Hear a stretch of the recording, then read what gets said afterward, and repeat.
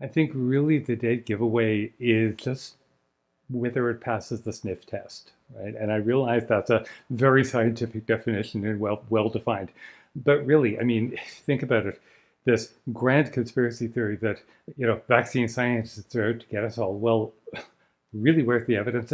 Secondly, why? Why would somebody do that?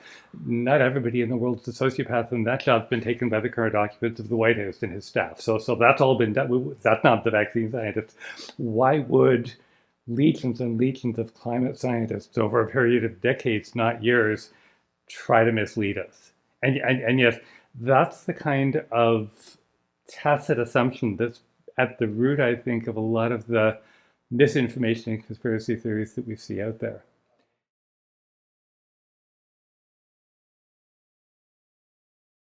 I don't think they're so much distinct. I mean, if we stick in the conspiracy theory realm, we have what we label a conspiracy mentality. This means that if you believe in one theory, you're more likely to also believe in another. So that basically means that the type of people who believe that climate change is a hoax also believe that elections are rigged, COVID didn't exist, or there's a deep state that tries to destroy mankind. So there's not a specific type of conspiracy or a believer that believes in climate change conspiracy. It's more like a one-fits-all strategy. So if you're more likely to believe, let's say, that COVID didn't exist or was manufactured by the pharmaceutical company, you're also more likely to believe that climate change doesn't exist or is a hoax, and scientists touting the existence are lying. So they're all related.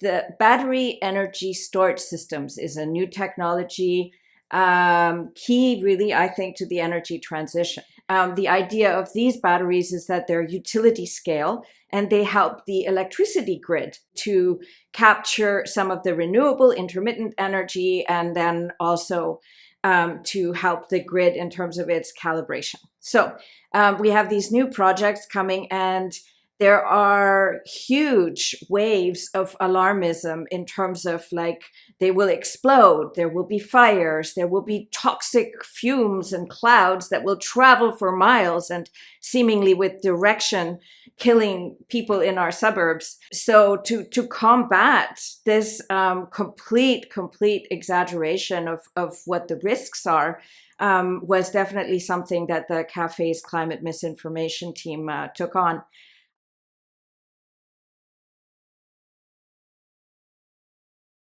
We have a 70-year history now of big oil companies spreading disinformation through an intricate web of very well-funded projects that they've been doing since the 1950s. And that is now very well documented by a lot of great journalism and other investigations and some government reports that have come out.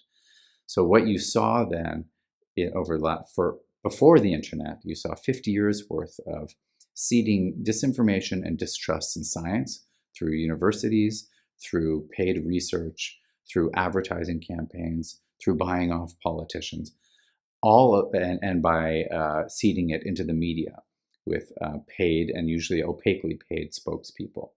All of these tactics that they used in climate disinformation have then just been weaponized by the information environment that supercharges all of those levers of power. Supercharges them and makes them even more opaque.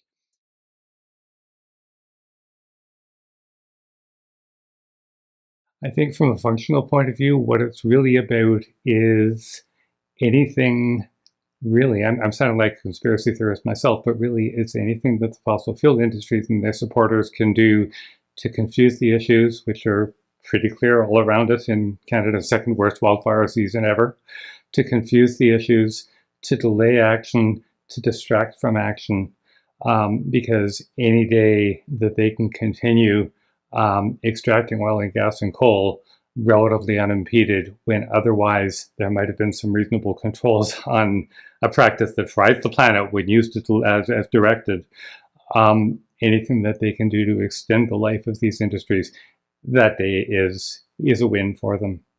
I think that also includes the notion that is all over. It's in all of us. I know I carry it in my gut, that we can solve the climate emergency if we just all do our bit, right? We'll all change out our light bulbs. We'll do our recycling. Composting is gross, but I'll do my composting if you tell me to. And if you just shut up about it after that, and well, I will have done my bit, that'll solve it. And that too is an idea that's been out there for a long time, but it was amplified by an incredibly successful greenwashing campaign that was mounted by, I believe, BP, formerly British Petroleum, in the first half of the 1990s. And then, of course, BP did their bit by bringing us the Deepwater Horizon oil disaster in the Gulf of Mexico in 2010. So we're doing our bit, and then we're doing our bit. But the point that that obscures is that, yes, there are things we can all do as individuals about climate change, including taking action on it, but there are things we can do in our own lives. Most of us, many of us, to one degree or another, we are.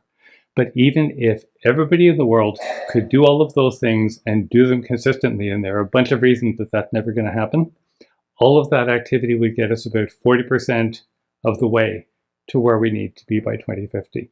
So to the extent that that kind of propaganda and greenwashing can keep us distracted, basically, sort of washing out tin lids, when what we should be doing is focusing on policy and legislation and community action to speed up the transition to clean energy and shut down fossil fuels. Again, that's the ultimate point, the ultimate purpose of the misinformation and the greenwashing and the disinformation that we're seeing.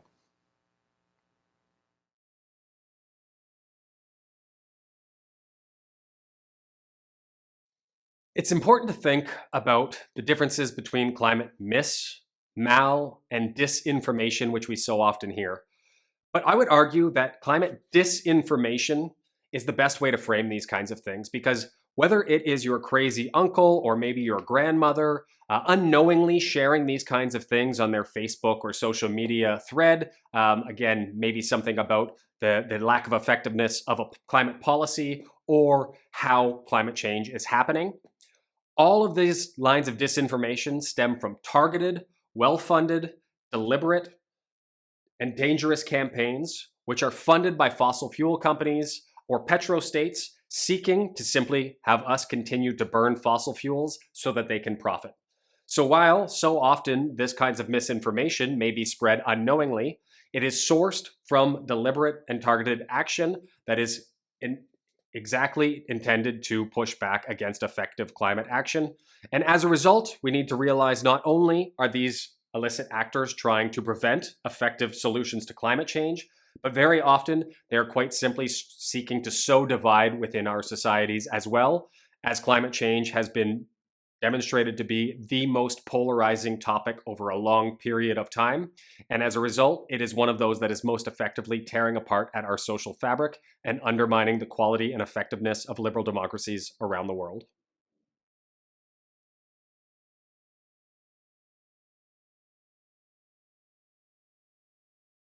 Well, individual nations can actually do quite a lot in order to protect their information environment.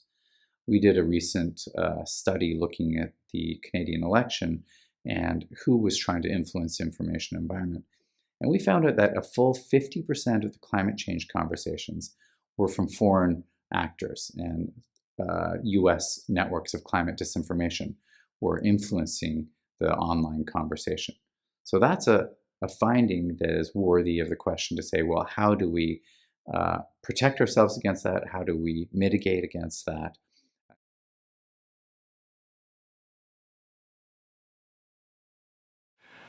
There's a whole other community out there, whole other cluster of communities out there that do not respond to progressive language, would not consider themselves a part of the progressive community, who are affected by climate change, who are affected by a lousy economy, who are affected by affordability, but don't maybe fit the profile of who we think we're going to reach out to next if we want to build a wider progressive community. And apart from just the basic point that everybody should have a seat at the table, everybody, pragmatically, if the outreach the community is already doing were sufficient to build the critical mass that we need to win, we'd be a lot closer to winning, and misinformation, disinformation would not be as powerful. Tragically, we might not even need this summit, but that wouldn't be good. We haven't reached out far and wide enough. And in particular, to communities that are affected not just by climate change, but also affected by the transition of fossil fuels. And I think that really is the fundamental start, that instead of starting out from here's what we think you need to understand, which is a great way to turn anybody off. That people inside the climate community don't like being treated that way either. Nobody does, right? Instead, what if we started out by saying, how can we help? What have we got in a toolbox of climate and energy solutions, again, that'll help you get the thing that you woke up this morning knowing that you needed and wanted? That's a good starting point for starting a conversation and building trust.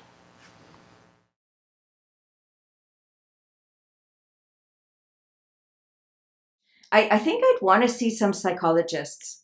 The climate issue is, I think, cognitively difficult for humans, right?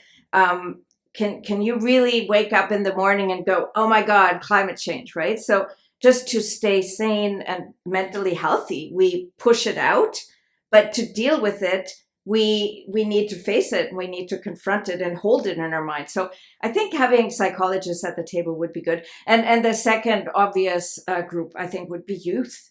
And there is a lot of articulate, energized youth, but because they are just like at the beginning of their lives, they don't have that much living experience, they're left out at the decision-making tables.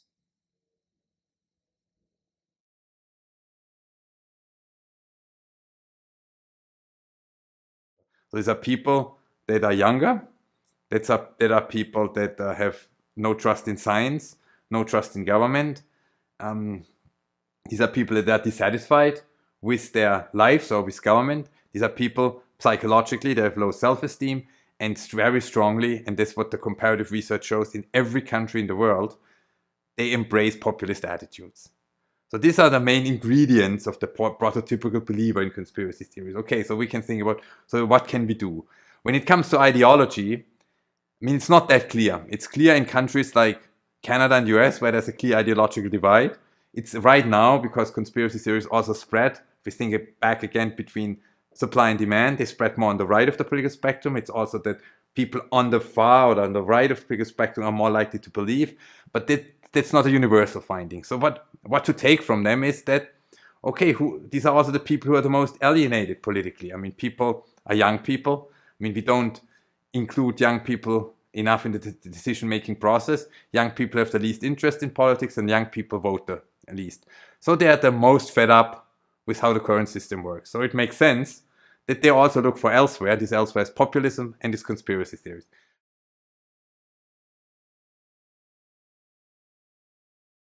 For podcast recommendations, I have three. The first, my favorite, is Tech Policy Press, Justin Hendrick's nonprofit venture that looks at a real cross-section of different academics and activists, interdisciplinary, looking at the effects of technology on democracy or any of a variety of issues that you care about, from climate change to LGBTQ rights.